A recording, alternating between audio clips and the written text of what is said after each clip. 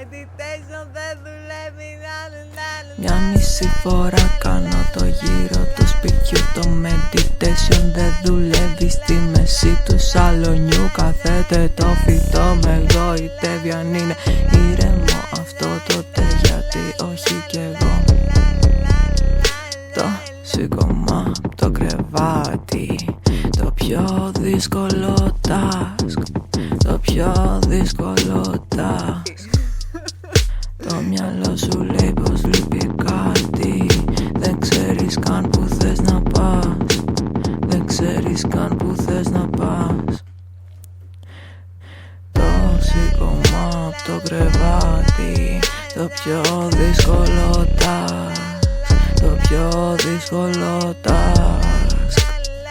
Το μυαλό σου λέει πως λείπει κάτι. Δεν ξέρεις καν που θες να πας.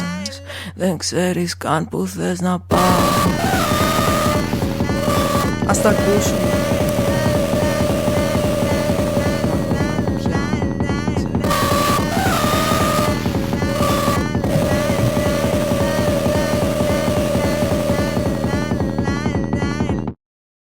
Μια μισή φορά κάνω το γύρο του σπιτιού. Το meditation δεν δουλεύει. Στη μέση του σαλονιού κάθεται το φυτό. Με γοητεύει αν είναι ήρεμο αυτό τότε. Γιατί όχι κι εγώ. Το σήκωμα το κρεβάτι. Το πιο δύσκολο task. Το πιο δύσκολο task. Το μυαλό σου λέει πως λείπει κάτι. Δεν ξέρεις καν που θες να πας. Δεν ξέρεις καν που θες να πας. Το πρωί στο κρεβάτι. Οι σπασμοί στο στομάχι. Η φωνή στο κεφάλι. Μόνη σου είσαι και πάλι. Το πρωί στο κρεβάτι. Οι σπασμοί στο στομάχι.